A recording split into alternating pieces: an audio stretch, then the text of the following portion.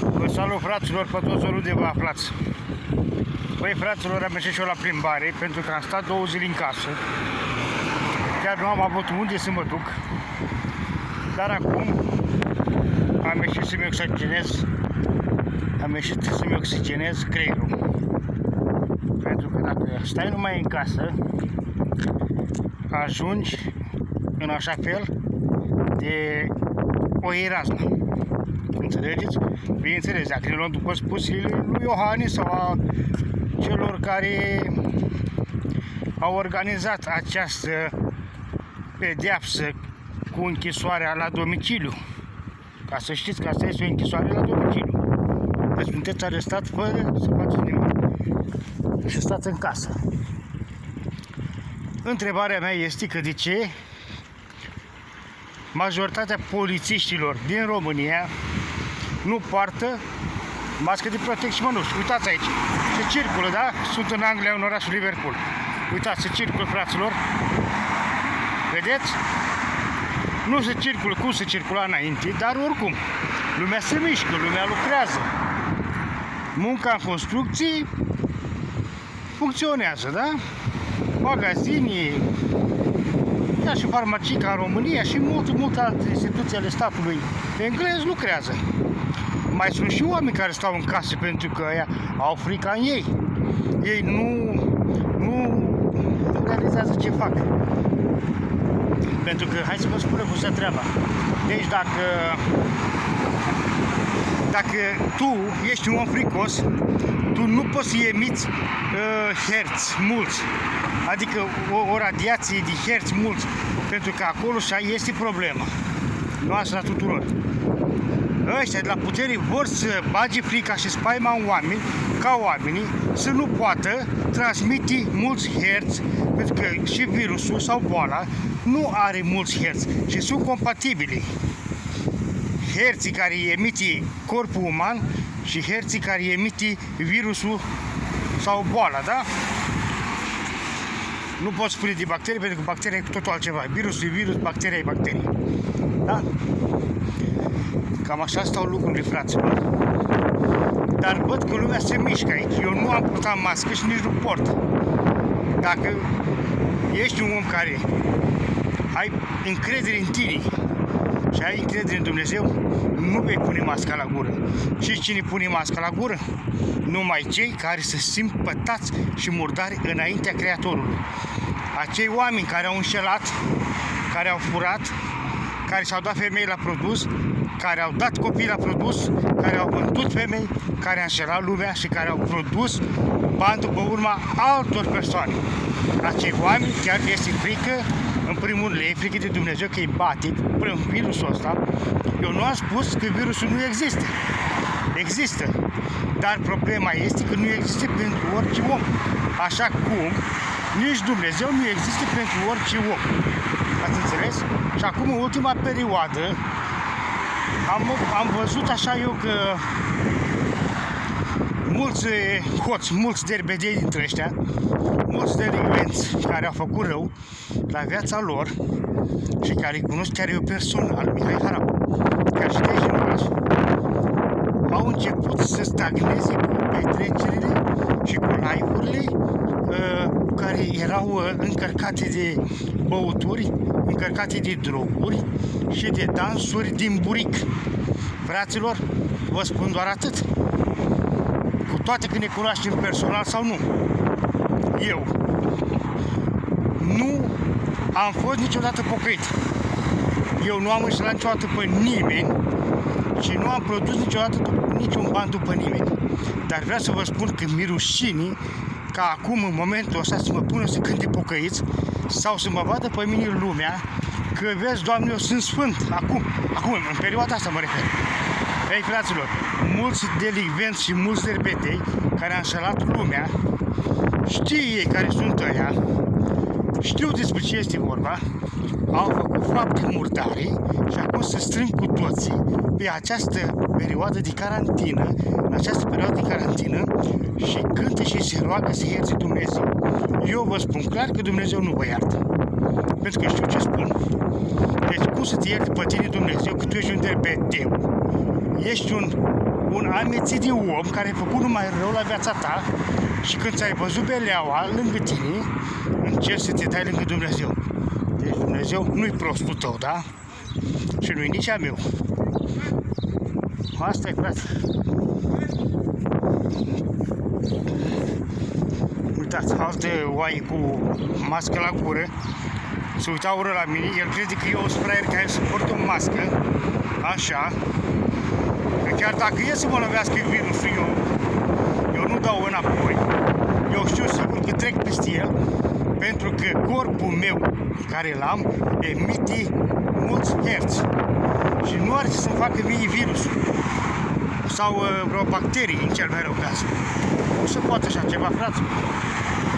Deci, de-aia s-a spus că, vezi, Doamne, trage virusul ăsta numai la oameni bătrâni și la copii și, în general, la oameni bătrâni care au probleme de sănătate. E și normal că trage virusul la ei, pentru că ei nu emite mulți herți. Unii poate spun despre mine acolo că sunt nebun și că am luat o rasna și nu știu ce vorbesc. Ați vrea voi, unii din voi, să vă comparați cu mine. Mă refer la inteligență. Sunt oameni în ziua de azi care nu știu cum îi cheamă. Buletinul meu. Și ei nu știu decât atât. Să înjure și să vorbească urât și aiurea. Dar ei știe despre ce este vorba în ceea ce spun eu. Dar nu vrea să audă din gura mea acest lucru. Vrea să audă din gura altor persoane care le este lor pe plac. Deci așa ceva nu se poate. Uitați, acesta e liber, se circulă.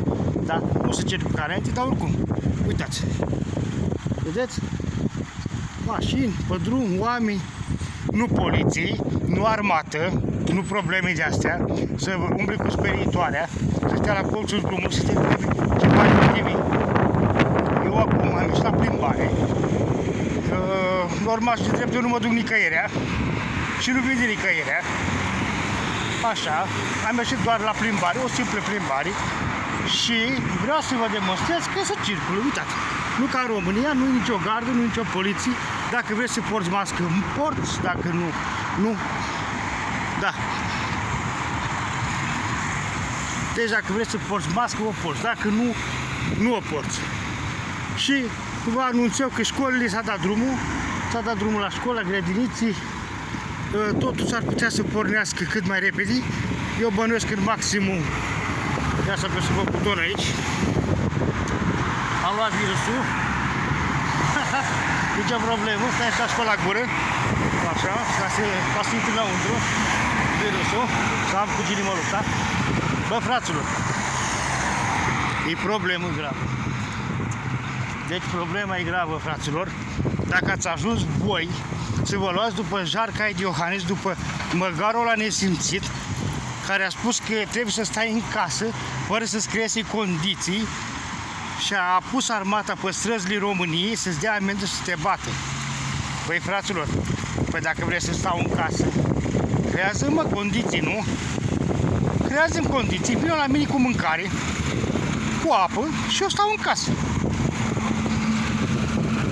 Dar o să vedeți că nu durează mult și lumea deja iese în stradă pentru că e la burtă. E burtica, tată. Și pe om când e la burtică, face crimă. Foamea este cea mai mare tortură.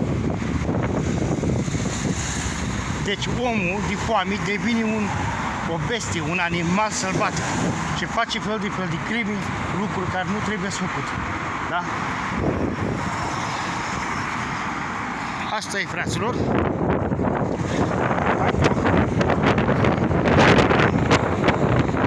Uitați o agenție aici de închiriat spații comerciale, case și mai multe altele. Uite, la MoneyGram aici e deschis sau sună orice. Da, spus nu e deschis, fraților, da? Nici o problemă, deci totul se deschide. Asta e. Multă lume acum de aici, din Anglia, a pierdut. Au plecat în România de frica virusului. Dar știți cine a plecat în România de frica virusului? Nu neapărat din Anglia. Din toată Europa. Știți cine? A plecat în curvile bandiții, puturoșii, golanii și nemernicii care au plecat, poate că au plecat cu virusul și au îmbolnăvit propriul lui copil sau propria lui nevastă sau propria lui mamă. Era bine să nu le dea voie la vamă să treacă. Era mult mai bine. Vama închisă, te-ai stat până acum. Unde te-ai distrat și unde ai făcut live-uri și videoclipuri? Cu berea, cu șampania, cu dansuri din buric. Așa. Nu să vii tu în țară nenorocitul dracului, cum ai venit țiganii, așa, au venit acolo în România și au îmbolnăvit pe toată lumea. Și nu vorbește nimeni, mă refer la reprezentanții țiganilor, nemernicii ăia, îi ascunde și tace din gură. Tace din gură. I-aș ruga să iasă la pupitru, să-i văd și eu. Deci vreau să iasă la pupitru, să-i văd și eu. Da? Pentru că țiganii au îmbolnăvit România. Asta vi-o spun eu, n-are cum să vorbească nimeni despre țigani, pentru că este frică de țigani. Și dacă tu, ca român, ca patriot al statului român, îți este frică să vorbești despre această nație din Punjab, adică despre țigani, că a venit în România și a îmbolnăvit atâta lumii, înseamnă că ești un parazit, eu te numesc un parazit și îți dau titlul onorific de parazit. Da? Fără să stăm mult pe gânduri, fără să stăm mult la discuții, adevărul trebuie spus direct în față, fără nicio problemă. Ai ajuns în ultima 100 de metri și încă nu realizezi ce se întâmplă cu tine. Nu e nimic, fraților. O să vedeți voi peste 2 săptămâni sau maximum 3. Eu ce v-am spus s-a îndeplinit și nu doresc să îndeplinească ceea ce vă spun eu acum. În maximum 2 săptămâni sau 3, lumea va ieși în stradă, va fi război civil. Dar știți de ce? Pentru că lumea nu mai are ce mânca, lumea nu mai produce. Iar Iohannis, împreună cu acoliții lui, cu acei derbedei, după la sate și orașe, trăiesc ca boșe. Au tot ce le trebuie în pivniță și hambar. Iar oamenii din rând, muncitorii, care abia să trăia o zi pe alta, mor de foame în casele lor. Cel mai dureros lucru este ca tu, ființă umană, care ești lăsată de Dumnezeu, să asculți din legile pământești. Nu am ascultat niciodată legile pământești și nici nu voi asculta. Nu vreau eu. Dacă eu vreau să ies acum afară din casă, din apartament, din bloc, să mă duc să mă plimb, de ce nu dai tu mie voie? Fă-mi test, vezi că nu sunt bolnav, de ce mă țin în casă? Bineînțeles, eu sunt în Anglia, aici este liberul arbitru. Nu are dreptul nimeni să-ți impună ție un lucru cât timp n-ai deranjat pe nimeni și nu ai creat o problemă, o contravenție, ceva. Deci nu se poate să fii arestat în casa ta și mai ales dacă ești bolnav, aici în Anglia, te depistează că ești pozitiv, statul se îngrijește de tine. În primul rând îți dă bonuri în valoare de 300 de euro, da, pe perioada carantinei, nu știu, o săptămână, 2, 3 cât e, și plus de asta îți aduce paxuri cu apă, mâncare, să ieși la familia ta. Dar în România nu-ți dă nimic. Rabla de Iohannis a închis Suceava toată și spune că trebuie să stați în casă. Păi bine, mă, dar stăm în casă, nu nicio problemă. Dar ce mâncăm? Ce mâncăm, mă? Că s-a suit lumea pe case, mă. S-a suit lumea pe case, nu mai știe lumea cum trebuie să o ia. A căzut lumea în disperare. Că își văd copiii lor că se întinde de foame pe jos și nu interesează pe nimeni. Toată lumea știe să râde, toată lumea știe numai să facă mișto în România aia acolo. Treaba voastră, fraților, faceți ce vreți, nu-i problema mea. Deci, a trecut acum o persoană din Africa, pe lângă și a spus că corona nu-i. Uite, vorbea la telefon, acum a spus că corona nu-i și n-avea mască, ca și mine. Cum să cred eu că este corona aici în orașul ăsta? Corona este doar pentru cei ce cred în ea. Atâta tot. Crezi în diavol, există diavolul. Crezi în Dumnezeu? Există Dumnezeu. Crezi în corona? Există corona. Și va veni la tine și nu te va lăsa. Pentru că de ceea ce ți-e frică în viață nu vei scăpa. Dar și de ce? Pentru că tu, personal, emiți o joasă frecvență. Ați înțeles? Deci dacă tu emiți o frecvență foarte joasă, de un nivel foarte mic, virusul vine la tine. Și stăpânii planetei chiar de asta au nevoie. Au nevoie de tine ca tu să fii fricos, să fii pierdut în spațiu și să câștigi. Că dacă ți-e frică de corona, ai să te duci în magazin, să luai magazinul, să iei tot, să le faci cumpărături de sute de mii de euro, așa, să le cumperi dezinfectantul, pastilele, hârtia igienică și multe altele. M-ați înțeles? Mă, sunt eu vreun tâmpit? Eu cred că nu. Și nu am vrut să intru live pentru că sunt mulți derbedei și handicapați care chiar mă supără. Și nu aș dori să merg la fiecare acasă după aia să-i cer socoteala. Pentru că cam așa ar merita. Da, m-ai deranjat pe Facebook, vin la tine în poartă să-ți cer socoteală. Eu, personal, vin la tine în poartă. Mă interesează unde stai să te scot afară din casă cu forță. Te scot afară din casă, stai de vorbă cu mine. Te-am deranjat cu ceva? Nu. Și atunci ce ai cu mine? Da? Asta este, fraților. Aveți grijă ce faceți și în cine vă încredeți. Nu vă încredeți în coronavirus. Pentru că eu nu am mască la gură și nu am mănuși. Uitați-mă. Nu am. Mi-am ieșit la plimbare, o simplă plimbare, da? Așa. Am ieșit să-mi oxigenez creierul. Dar văd că lumea chiar circulă aici. Chiar circulă de-a bine, înțelegeți?